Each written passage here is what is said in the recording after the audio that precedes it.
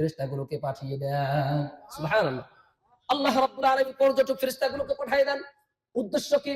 মহান রাব্বুল আলামিন বলেন, ও ফেরেশতা, তোমার কাজ হলো, তোমার এই ডিপার্টমেন্টের কাজ হলো, আমার যে সমস্ত বান্দারা মাহফিলে হোক, আমার যে সমস্ত বান্দারা ঘরের এক কোণায় বসে হোক, অথবা আমার যে সমস্ত বান্দারা মসজিদের এক কোণায় বসে হোক, সুবহানাল্লাহ, আলহামদুলিল্লাহ, এই তাসবিহ তাহলিল গুলো পাঠ করবে। ওই বান্দার তাসবিহ তাহলিল গুলো কালেক্ট করে তোমরা সব আমার কাছে তোমরা নিয়ে চলে আসবা। ঠিক ধারাবাহিকভাবে আল্লাহ রাব্বুল আলামিন সেই পর্যটক ফেরেশতা পৃথিবীর সব জায়গায় ঘোরাফেরা করার পরে ওই ফেরেশতাগুলো আল্লাহ রাব্বুল আলামিনের আদেশে, ঠিক আল্লাহ তাআলার আদেশে আজকে আমাদের মাহফিলে এই চতুর্দিক থেকে যেরকম ভাবে বেষ্টন দিয়ে ঘেরাও রাখছে, আল্লাহ তাআলার আদেশে সেই ফেরেশতাগুলো আমাদেরকে ঘেরাও করে রেখে দিয়েছে। শুধু তাই নয়, কেমন করে ঘেরাও রেখেছেন হাদিসের কিতাবের মধ্যে আসছে, আল্লাহ রাব্বুল আলামিনের ওই ফেরেশতাগুলো যখন আমাদের চতুর্দিক থেকে আসছে, কেমন ফেরেশতা, একজন ফেরেশতা না, ফেরেশতা আসার পরে এক একজন ফেরেশতা তাদের ডানাগুলো দিয়ে একের পর এক এরকম দিয়ে একজনের পর একজন ডানাগুলো দিয়ে আল্লাহ রাব্বুল আলামিনের দরবার পর্যন্ত ওই ফেরেশতাগুলো বেষ্টন করে রেখে দিয়েছে। একের পর ফেরেশতা এক তাদের ডানাগুলো দিয়ে এরকম ভাবে একজন আরেকজন এরকম দিয়ে তাদের ডানাগুলো দিয়ে আমাদেরকে বেষ্টন করতে করতে করতে করতে মহান রাব্বুল আলামিনের আরশ পর্যন্ত চলে গেছে। শুধুমাত্র এই চতুর্দিক থেকে একটা দেওয়াল দিছে, তাই কেমন যেন একটা স্বস্তি বোধ করতেছি। একটা স্বস্তি বোধ কি, যে কোনো কিছু আমাদের পাকড়াও করবে না, বাতাস আসবে না, ঠান্ডা আসবে না, কুয়াশা আসবে না। আল্লাহ বলেন, বান্দা তোমরা যেখানে বসে কোরআন হাদিসের আলোচনা শুরু, আলহামদুলিল্লাহ সুবহানাল্লাহ বলো, এইখানে আমার ফেরেশতা পাঠাই দিছি। শুধু পাঠাই নয়, এই ফেরেশতাগুলো তোমাদেরকে এমন ভাবে বেষ্টনী করছে, শুধুমাত্র তোমাদের এই ছাউনি পর্যন্ত না, এই বেষ্টনী আমার আল্লাহ তাআলা বলতেছেন, আমি আমার কাছে আমার ফেরেশতাগুলো, আমার আরশ পর্যন্ত আমার ফেরেশতাগুলো আমার কাছে বেষ্টনী করে চলে আসছে। বেষ্টনী করে কি করছেন এটা বলুন। বেষ্টনী সব ফেরেশতাগুলো আল্লাহর কাছে চলে গেছেন। যাওয়ার পরে মহান রাব্বুল আলামিন বলেন, ও ফেরেশতারা তোমরা কোথা থেকে আসলা? আল্লাহ সব কিছু জানেন, সব কিছু জানেন। তারপর আল্লাহ তাআলা মানুষকে বোঝানোর জন্য বলেন, শোনো, আল্লাহ তাআলা ফেরেশতাকে বলেন, ও ফেরেশতারা কোথা থেকে তোমরা আসলা আমার কাছে?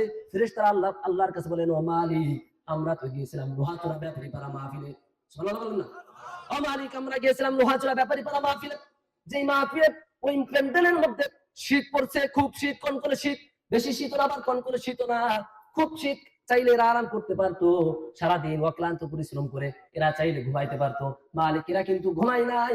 ও আল্লাহ, ওইখানে দেখলাম মুরব্বীর শ্রেণীর মানুষ, যুবক মানুষ, এরা চাইলে গুনাহ করতে পারতো, কিন্তু না, এই মানুষগুলো মালিক দেখলাম লোহাচড়া ব্যাপারী পাড়া মাহফিলে দোকানে না যে মাহফিলের মধ্যে বসে আছে।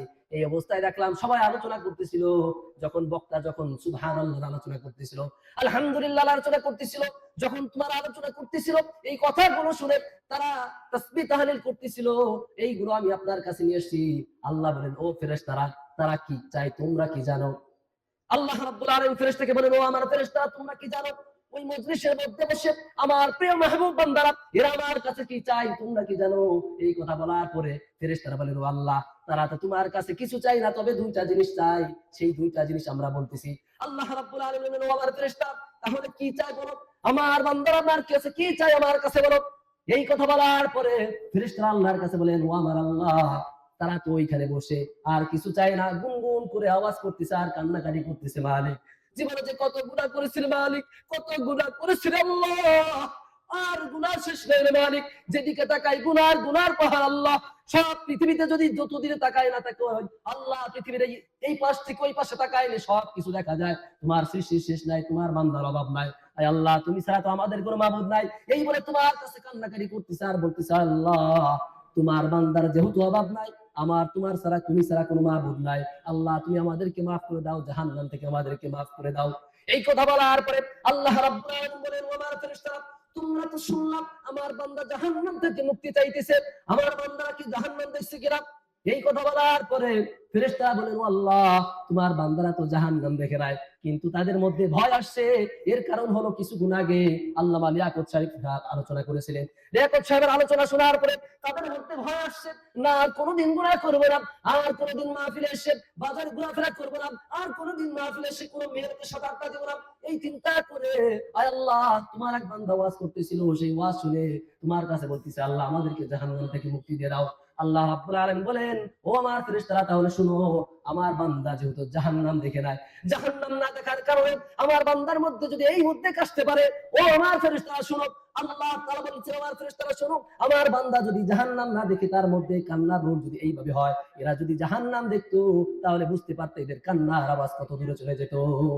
এই বলার পরে আল্লাহ রাব্বুল আলামিন বললেন, ও আমার ফেরেশতারা আর কি চাই বলো।